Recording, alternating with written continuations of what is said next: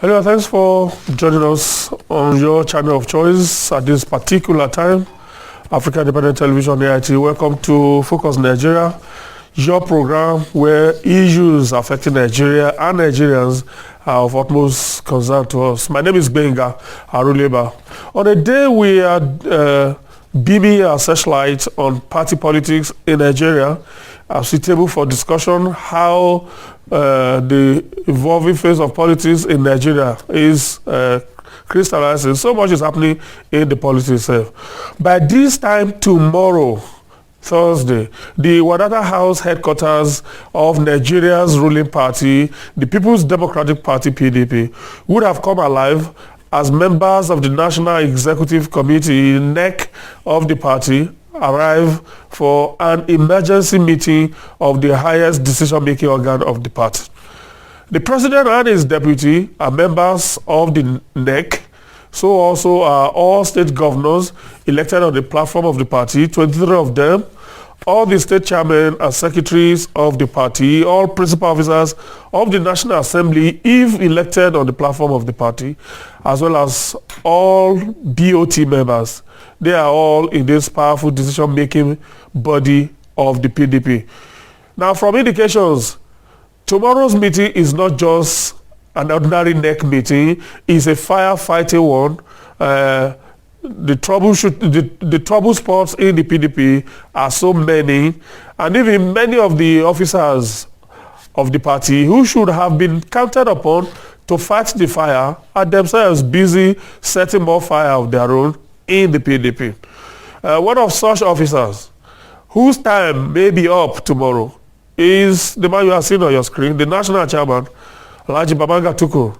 For days now, the rumor mills has been arrived that Babanga Tukur's time is up, as he has run out of luck with the man whose good luck has sustained him in power thus far. Talking about President Goodluck Jonathan. Even when almost all those who were elected at the same time with Babanga Tukur in March 2012 have been shoved aside. On Monday, Tukur, in a rare display of boldness and courage, told those calling for his resignation or sack that he would not quit. In a statement hurriedly drafted to douse yet another round of rumors of his imminent sack, the PDP national chairman said he was not under pressure from anywhere to resign, and so he was not contemplating any such action. Yet, it's no secret that most of the PDP governors are opposed to retaining Alhaji Babanga Tukur in the national mini convention planned for November this year.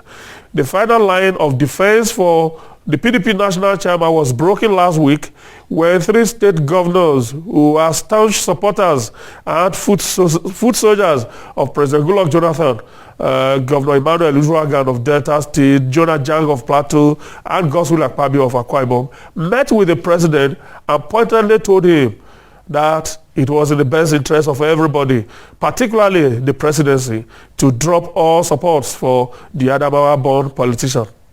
If the decision is seen through tomorrow's NEC might just be the national chairman's valedictory.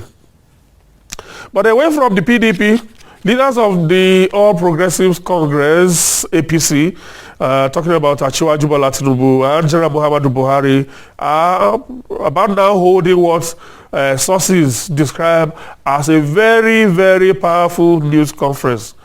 Both APC leaders are to speak on crucial national issues in the polity. We have that on our radar. We will be the first to fill you in once we have something for you.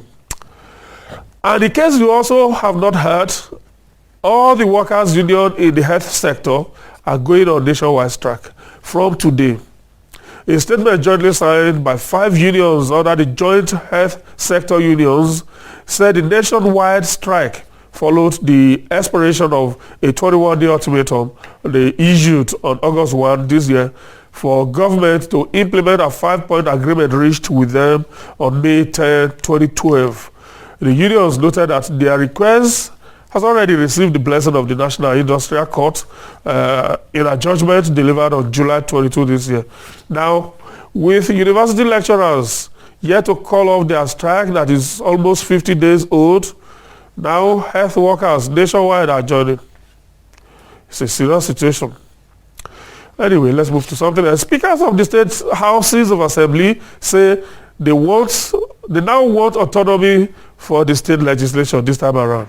It's an item in the ongoing constitution amendment process, and both chambers of the National Assembly have already, again, just like they did in 2010, they have voted for state houses of assembly to be autonomous of their state governments. But the state houses of assembly voted against the clamor for autonomy for them in the last constitutional amendment process. Now they have become born again. Probably their soul has traveled the road to Damascus. And you know, when Saul traveled that road, Saul became Paul. So they have seen the lights. They have suddenly become born again. Let's hear it from them. About is that the House of Assembly should be financially independent, so that just like you have the judiciary, you know, so that you'll be able to House of Assembly should be able to get their own fund from first line charge. Fine. With that, you discover that the House of Assembly will not be incapacitated somehow. Legislative arm of government should not be tied to the apron of the executive by way of sabotaging their effort or not financing their activities. We have come for a workshop, and the issues were raised, and we have resolved, communicate our issues, which were adopted by all the stakeholders, not only the members of the State Assembly alone, other stakeholders are around. Did you hear them? Did you see their faces? The same people that we said, take freedom for you. 2 years ago, they said no. Now they are begging us to have it. How I wish we anyway, they will get it, because it's not for them, it's for us. Thank God for that, for the change of hearts and for becoming born again. All right, these are the evolving issues we have been able to track for you at this moment. If you are just joining us, the program is Focus Nigeria. We're looking at the evolving phase of politics in Nigeria. Joining me for discussions this Wednesday, it's my pleasure to welcome Mr. Bankole Eniola. Mr. Eniola is a policy advocate and strategy consultant. He is the initiator of Nigeria Dialogue. Good to see you. Thank you very much. Bankole. Dr. Emeka Okengwu is also joining us for this very important discussion. Dr. Okengwu is a development expert. Good to see you too. Right. Okay. Let's start from dialogue, the first place. Good. Just 2 days ago, we had on this platform, the discussion we had to do with whether or not Nigeria is negotiable. There's a tendency to misinterpret that to me, whether somebody is calling for the breakup of Nigeria. But in the real essence of it, that's not what it means. Nigeria is negotiable means we need to still sit down as a people and discuss our problems, our issues, and all of that. Now, I just bring this up because I also noticed that you are the initiator of the Nigeria Dialogue. What's all of the dialogue? Dialogue about what?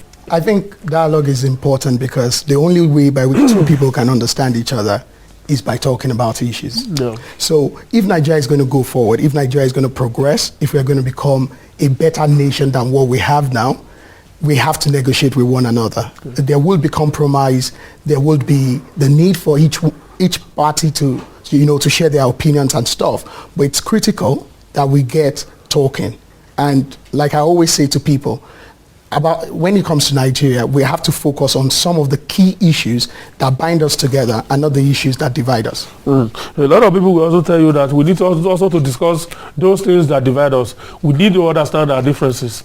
You know where I disagree on that is because there are two ways to look If I don't know what to get too angry, I would constantly get too angry because I would do things that ordinarily I didn't think should get too angry. Yeah, but think about it like this. There is a cup that is half full, and there is a cup that is half empty. Some people will say, yeah, let's talk about everything like tribalism, like ethnicity, like religion and stuff like that. Fine. That's half empty. Half full is talking about the future that binds all of us together. Okay. And that talking about our diversity and the strength in it. And the strength in it, yeah. And how we can use that to leverage across the world and then become the true giant that we are capable of becoming. Until we begin to cast visions like that about the future, then I don't think we've really started a dialogue about going forward. Dr. Okengwu, what do you feel about the call for national dialogue? Well, most of the times when I'm having a conversation with you, I try to dig things a little bit, out of context so that all of us can get back on the same page. First and foremost, we are talking about what you call Niger area. Okay? It was from Niger area that we got Nigeria. Yeah.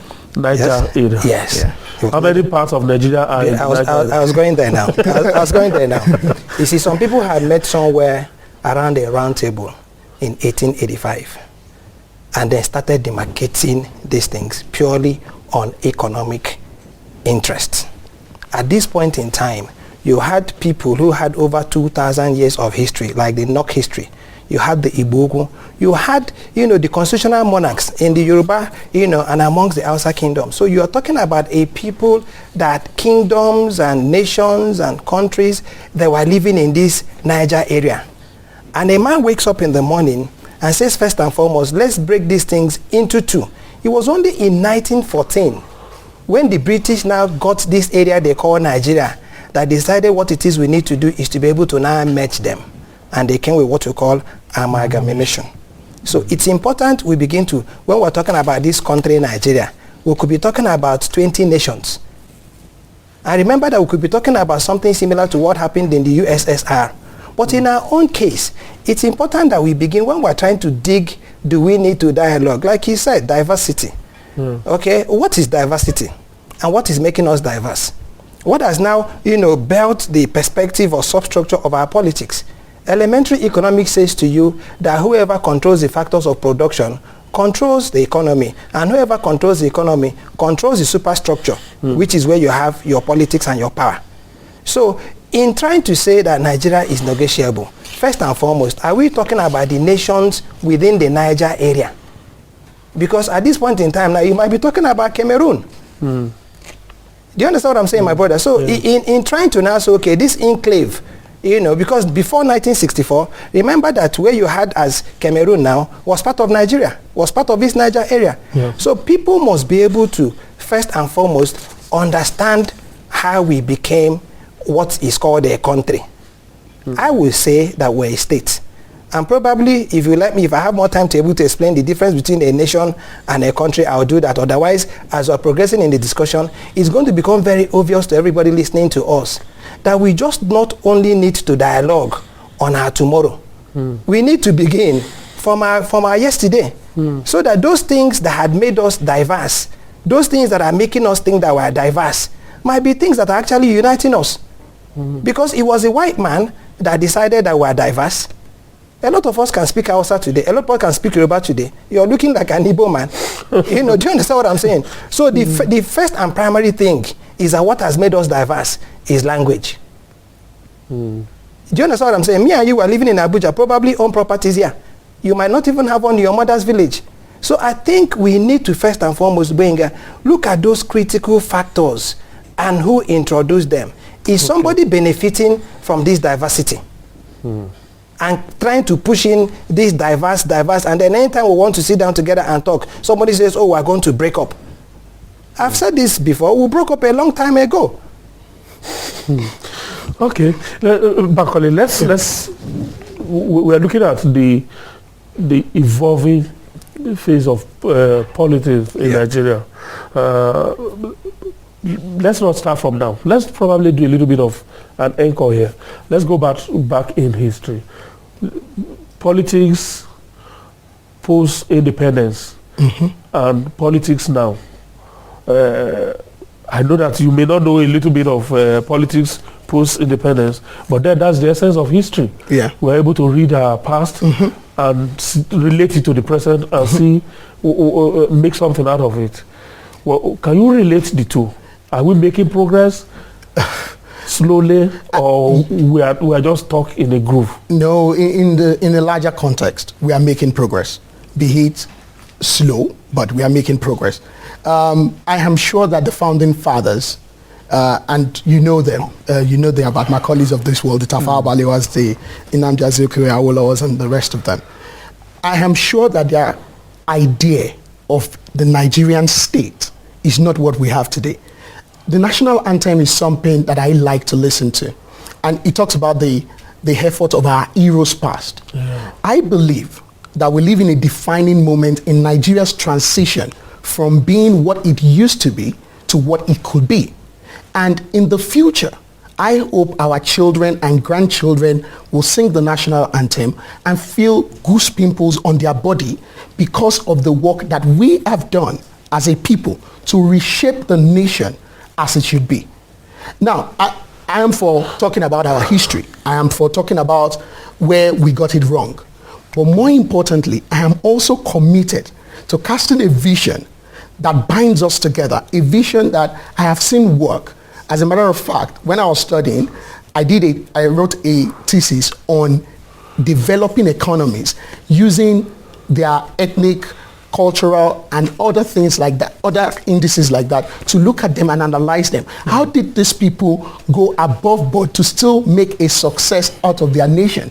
And I realized that one thing that we still don't have in Nigeria is the political will to make sure that the average Nigerian, irrespective of where he comes from, across the spectrum, has a decent and quality way of life. And I tell you this, the moment we begin to talk about issues like that it doesn't matter whether the guy comes from one side of the Niger area or comes from another side, we cast a new vision of a new nation that we could be, and we say the life of the average individual that calls himself a Nigerian is important.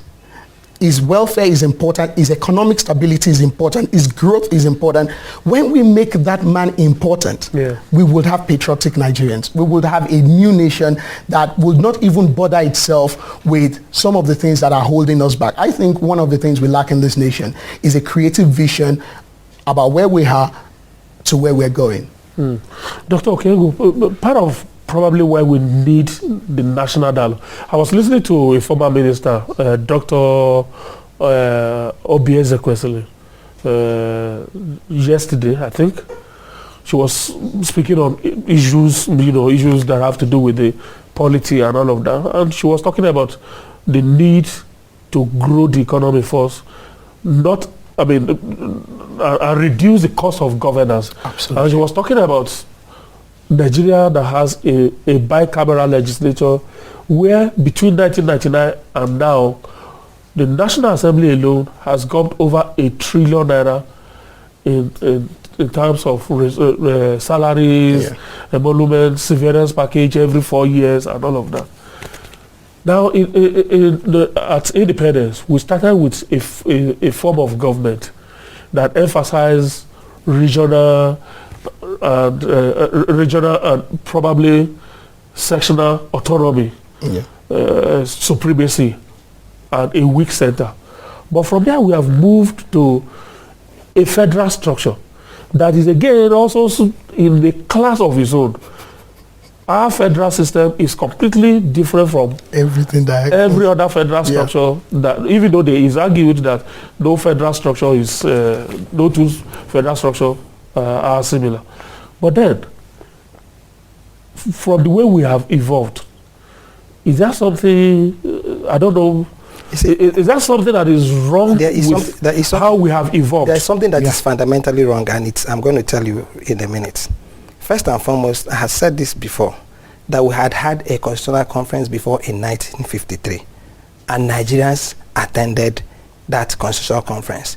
This was where we created the federal system that we have in Nigeria, where you said, first and foremost, let the regions be very, very independent. Absolutely. And then let us now have a center that every region now contributes about 13% of whatever it generates into. You see, when people talk about how the military destroyed Nigeria, a lot of people have not been able to think it through. It was very simple. What they simply did was, first and foremost, how many people know that the state governments, were a creations of the military? And that the states were created to make certain that what happened during the Biafran War never happened again. In fact, in Gowon's statement in now breaking Nigeria into 12 states, he made it categorical that he will never allow any section of the country to hold on to national infrastructure again. And then when they now brought in, and that was how the word executive governor crept in. where you now had a man, and this is very important that Nigerians understand it. The day they make you governor, trust me, I will start sleeping in your house. Do you know why? Because you wake up in the morning, they give you the check of Abia State if you're an Abia man. And everybody who is going to sign that check with you, you can hire and fire without any reason. You can wake up in the morning and fire all your commissioners. And these are people who sit in council with you to decide how to spend this money. This is one problem that was created by the military. You can decide to spend after you have fired all of them. You can start spending with your DGs too, sir. And most importantly, now a lot of people do also not know that what we have today as our constitution is a jumble mumble of everything, from decrees from the military to edicts and all sorts, to be able to bring them in. But let me focus on your question directly. From what Obi Ezekwesili said. I was in school with Obi. And when both of us were in University of Nigeria and Nsukka, we were going to the refectory. It was air conditioned. We were eating buffet. Sometimes when I take my children to Hilton or to wherever, I mean, unwillingly, anyway. And I said, these things you're eating, and somebody's asking me to pay million, trillion. I ate for 50 kobo. As a student. But do you know the secret? The secret, Benga, is now getting it to where you're going to grow in the economy. Nsukka then had a poultry that had over 20,000 bed capacity. We had a dairy. My father was working in the university. The milkman, I'm over 50 now, was coming to my house to deliver milk. It was like that in all the institutions, in government. So it grew from the secondary schools. You had secondary schools. Everybody had a farm. I was going there. Yeah, that had poultry, that had piggery, When the military now brought the unitary system of government and then put all the powers at the center. And everybody now started talking about his people. For crying out loud, I am from Abia State. I am from Umuahia North. I have a senator who is an Ongwa person. Does not even speak my language. I don't understand that. Because the local government where the senator comes from. I understand. Do you understand what I'm saying? The Senator Nkechi. Do you understand? Issue. So anybody who does not know her as a friend, I cannot go there and I say I'm an Umuahia man and I want to see my senator. So this so-called representation at this higher level, it does not really make a lot of sense. But I think let's get back to what I think the issues are. What we came here to discuss is this political culture. How have we gotten into this place where you will see the president coming? The last time the president was visiting somebody, I was nearly run into a gutter. When that siren or whatever was coming, cars had parked. The policeman standing by the street came and started banging on my glass. I'm like, my friend, if I get into the road, they're going to hit me. I'm packed. These are my keys.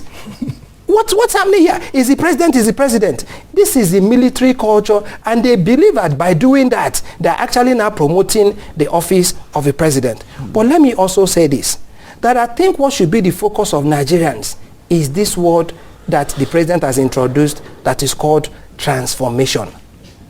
It should have been where all of us should have been focusing our dialogue. It should have been where all the groups, like my brother here, who are saying national dialogue. First and foremost, can we give a definition to transformation? Because it leads to somewhere. It is only when you transform. Transformation is usually like a dream of one person. But the moment you're able to now take that dream to the next level, you now begin to now have what we call integration. We are talking about growing the rail sector, Benga. Can I ask you where the rail sector is? I don't know. Do we still have the rail sector? Does it exist? So, but how can it exist? It can exist when, first and foremost, me and you had come onto this program one time and we're talking about local government autonomy. And I said to people, can you please relate the local government chairman to the days of the DO? I don't know how old you are, but when we were in primary school, the one thing a teacher didn't want to see was school inspectors. How many people know that there were local government staff? The one thing the hospital didn't want to see were the health inspectors. How many people know that there were local government people? And then you have a state ministry of health that has an office 100 miles from the nearest locality. How many times have they been able to go there to go and see what is happening? So until we find out that what has created all the problems of diversity in this country is our access to the infrastructure of governance. And I think that if we understand the transition agenda very well and probably now focus on trying to now see how he has helped or how he hasn't helped, we might be able to solve this problem. Can I quickly help the way I see this is that by and by since 1960, government has moved far away from the people to the center. First thing, I would like to help him define what transformation is. And I can say this about some developed economies around the world. Number one, transformation is about creating an idea of where we want to go as a people. And this idea, each individual, whether you're born in Maiduguri or born in Abia, must be able to find yourself within such an ideal. So case in point, America. They have something called the American dream. So whether you are a rap artist or a basketballer or somebody working in the lab, the American dream is for you to live your life to its full potential. When we have an idea like that and we then buy into it, we have an idea of what our transformation will look like. He talked about two issues. One was the substructure, one was the superstructure. I agree with him that from 1960 onwards, government has moved away from the people farther away from the people. Abraham Lincoln said, was it Thomas Jefferson that said that the government shall be the government of the people, by the people, and for the people.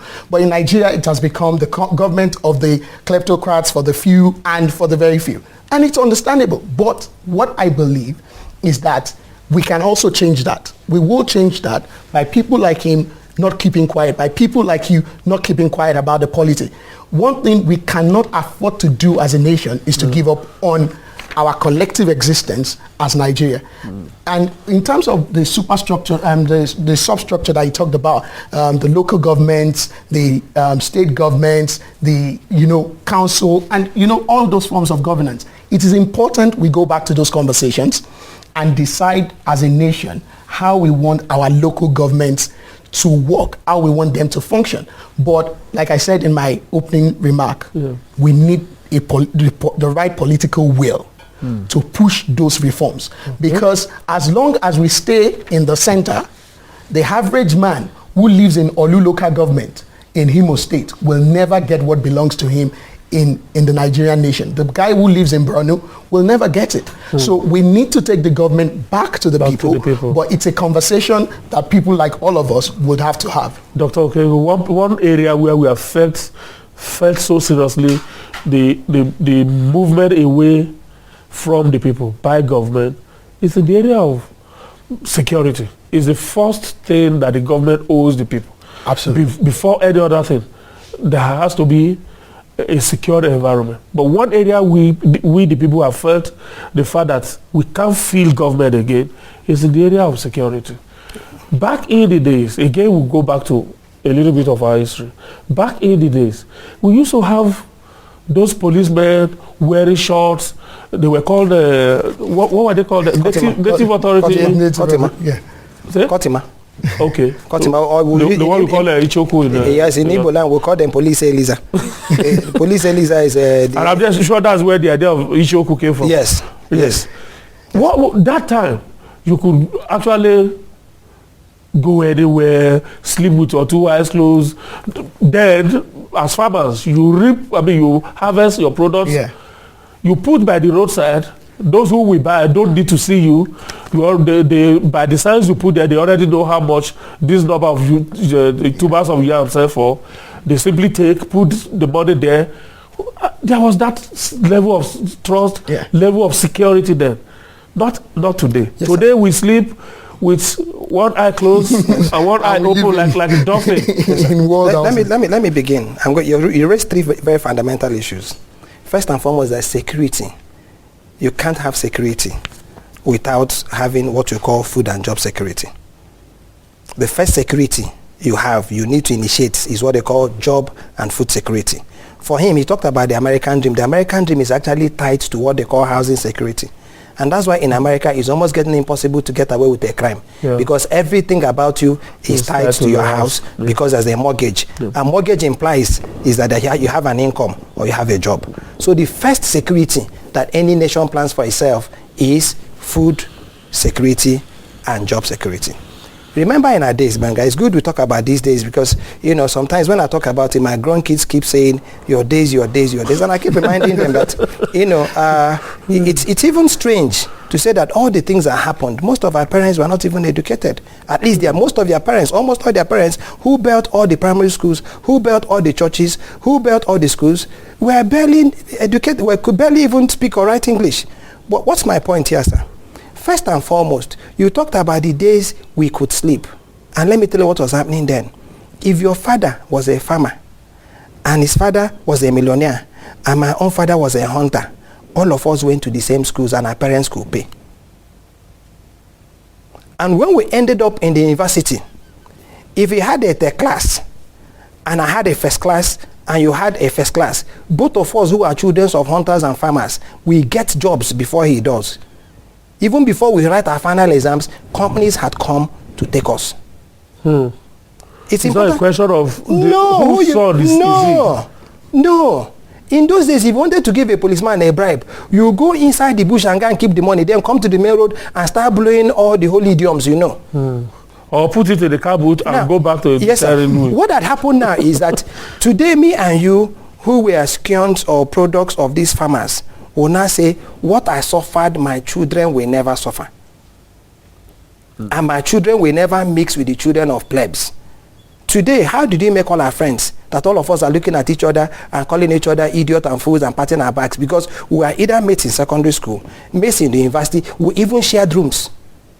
Now, you see children of government officers who are supposed to be earning 150,000 naira a month, probably as directors, going to Ivy League schools, going to private schools. Who own these private schools?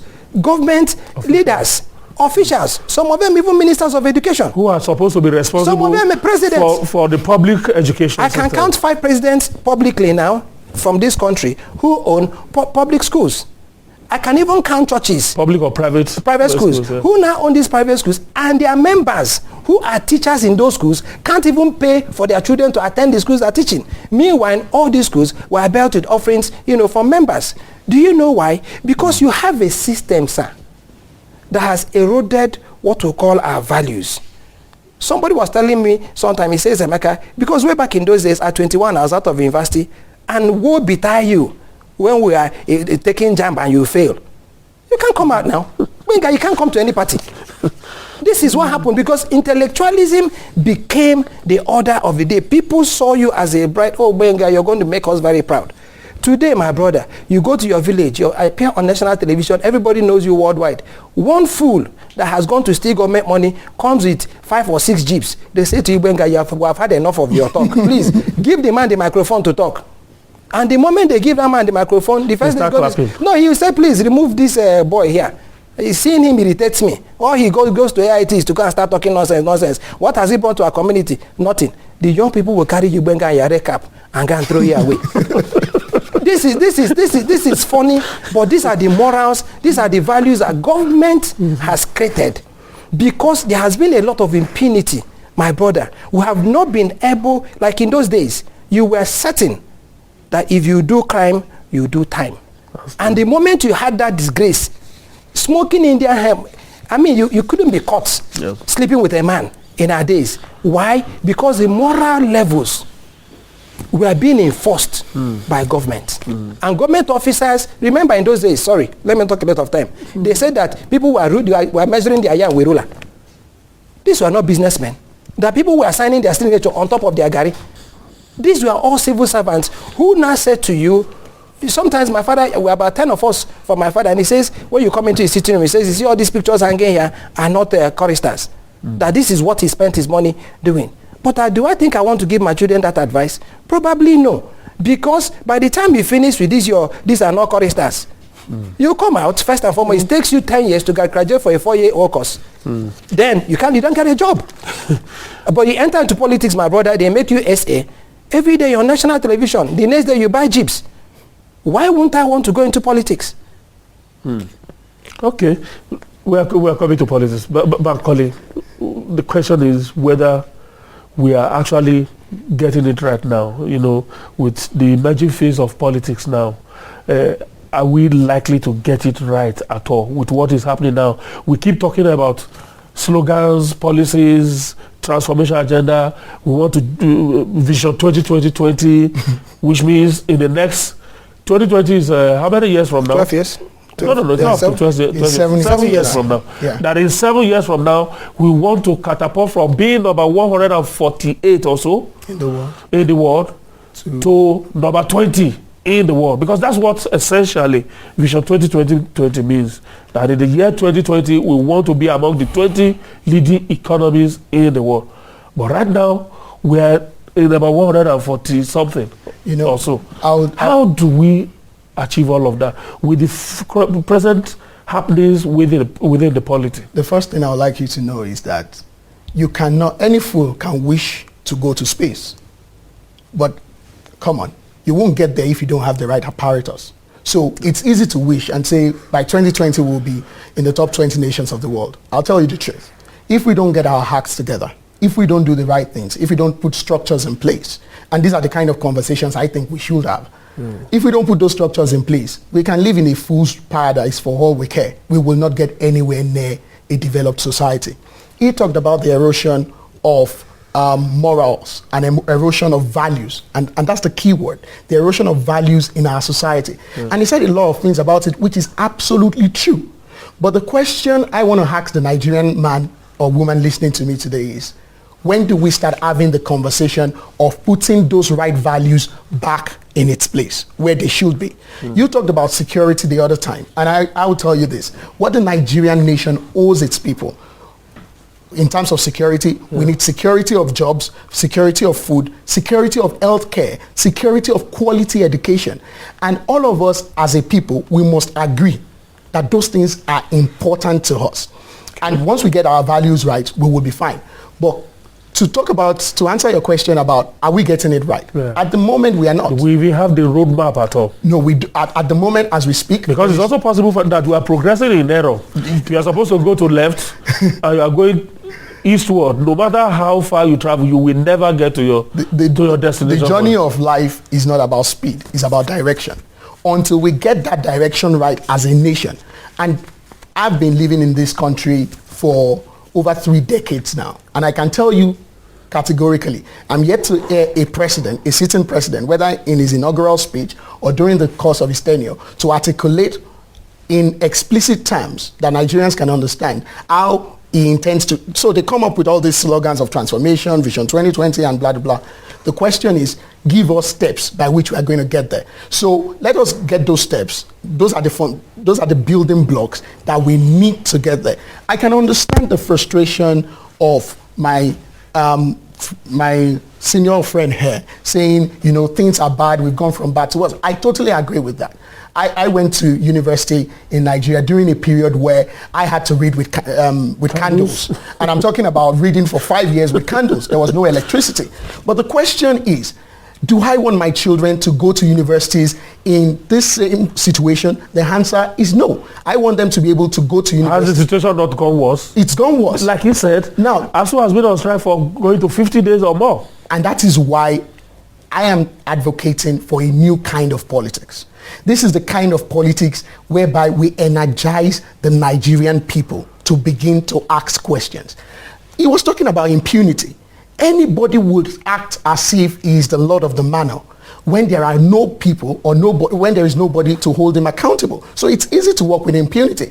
So he talked about people, he made mention of people who stole money and used it to buy stuff, and they became chieftains in their community.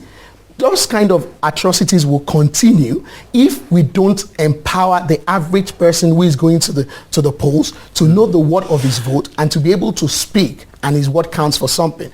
And I think those are the kind of dialogues we should be having going forward if we have any chance whatsoever to develop as a nation. Dr. Okengwu, yes, sir. Can we trust the political class for the direction here in all of this? Can we the present political class? Yes. Can we define the framework under which they operate? Because you see, Benga, my brother, what happens in other nations is that when the Labour Party of Britain wanted to take over Britain, what Tony Blair did was to write a book. And in being able to write that book, he did a lot of research that showed what had gone wrong with the conservatives and what the Labour could do if we were given a chance. So people read it. When Obama was doing his second term, a plumber, Joe the plumber, became the issue. So you're talking about people who are now doing issues-based policies. I'll tell you something.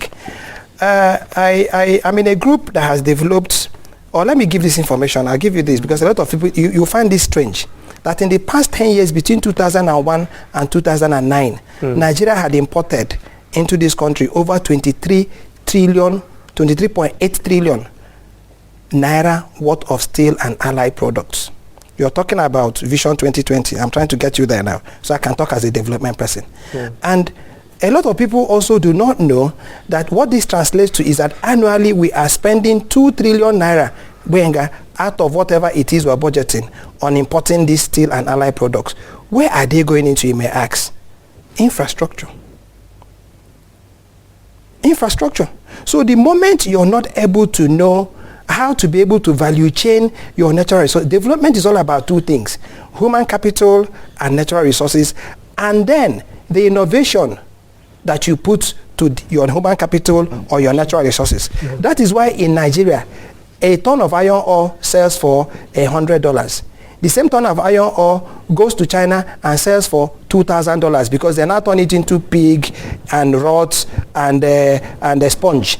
The same $2,000 goes into Europe and turns into $10,000 because they now become handles in your Rolex wristwatches and all these ornaments. It's all about value chaining. Now, what you need, I had said this severally, a country that has a plant that can be able to make rail tracks, what that plant requires to run is less than $2 billion, and I'm telling you this authoritatively. Everything about our steel sector would have been sorted out. Yet, you have a contract for $8 billion to build a rail track running from Lagos, to Kano.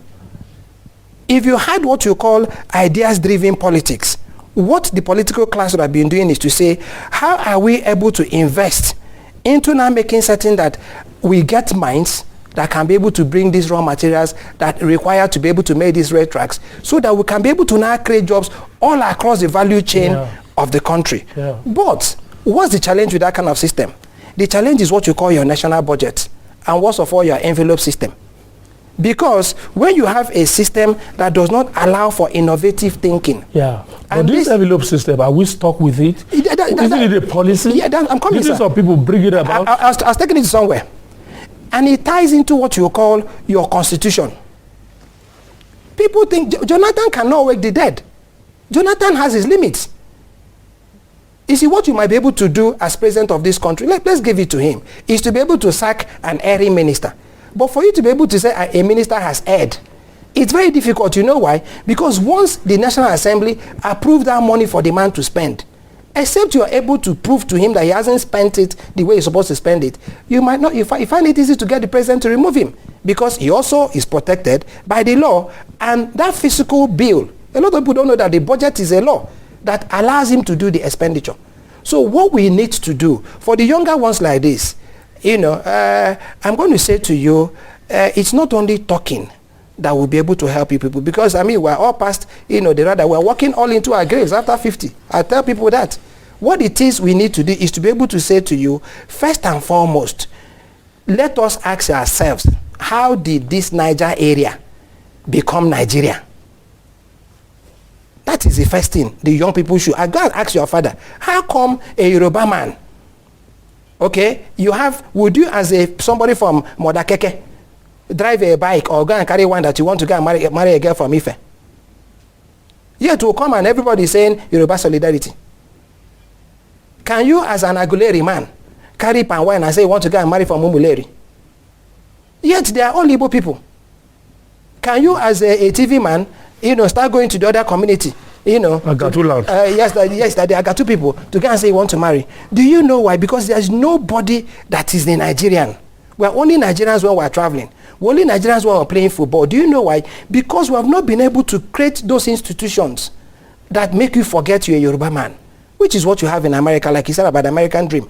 And it grows from being able to develop your human capital all across the board.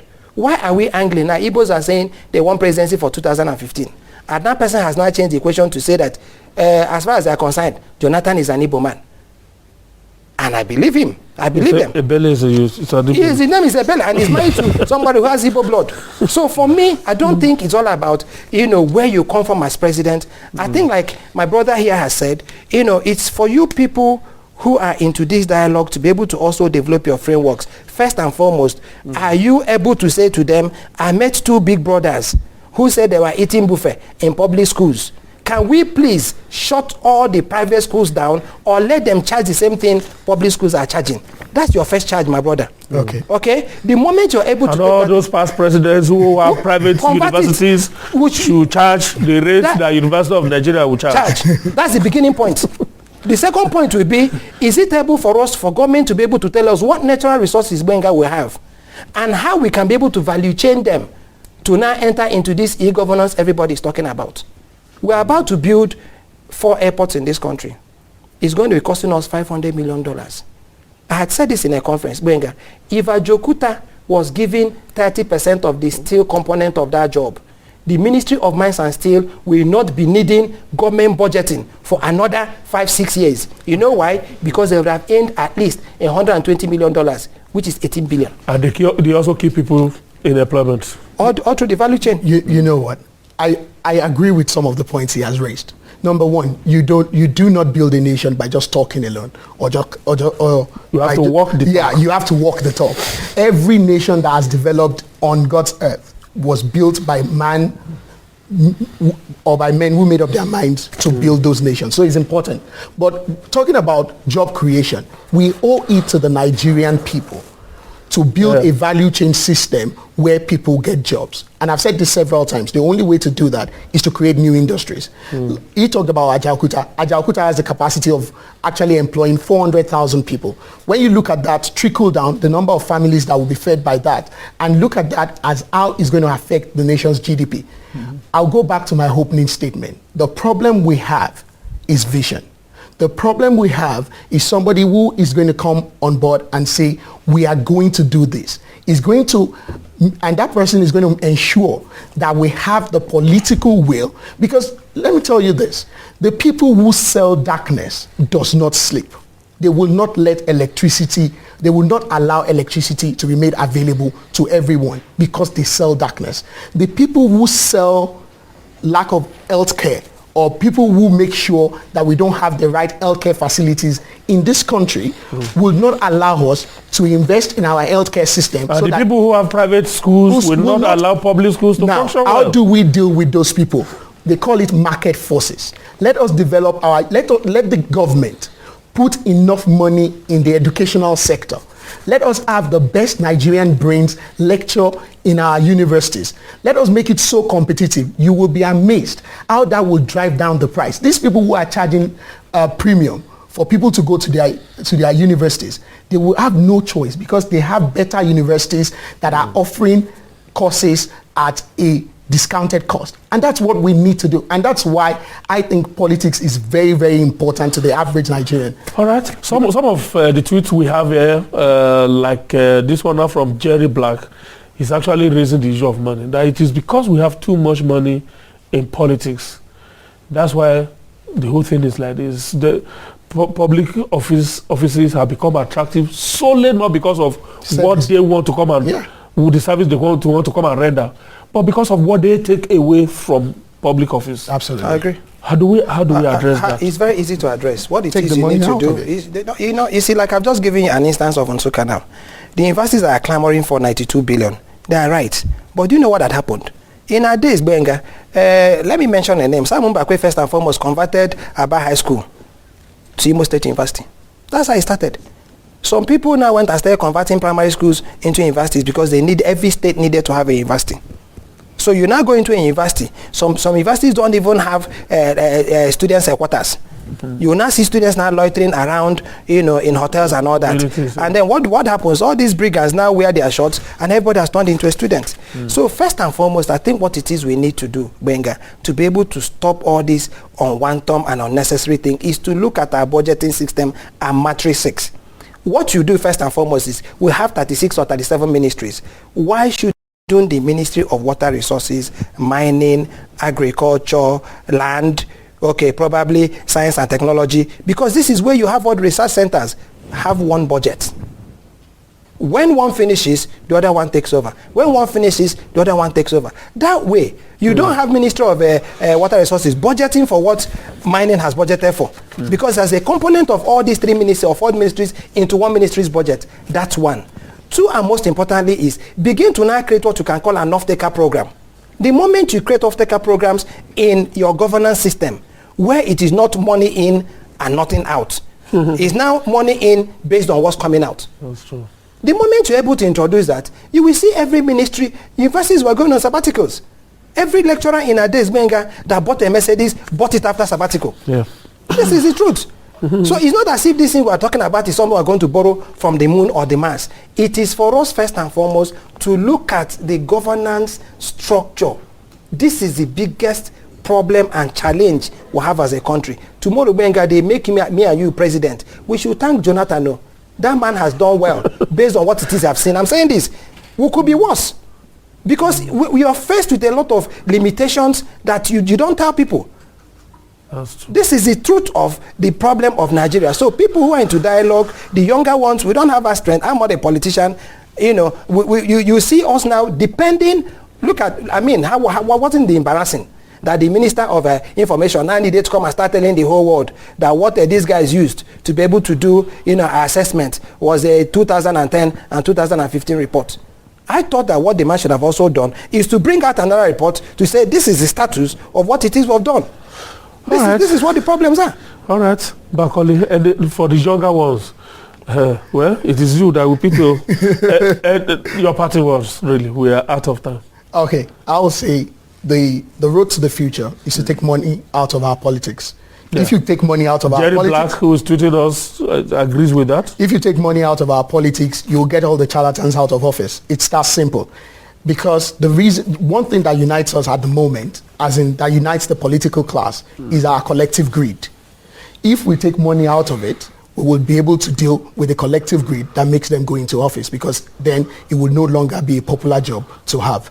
All right. And by taking money out of it, we have people who are willing to serve the country selflessly.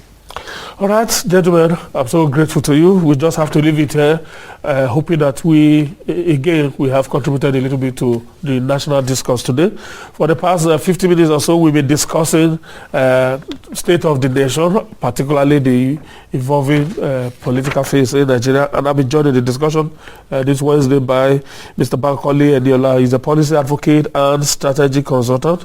He's also the initiator of the Nigeria Dialogue. Thank you so much, Bankole. Thank you. Appreciate your time. And of course, Dr. Emeka Okengwu is a development expert. We always count on his opinion here anytime we want to dissect Nigeria. And you trust that he will give it to you straight from the bottom of his heart. Thank you, sir. I appreciate it. Pleasure, sir.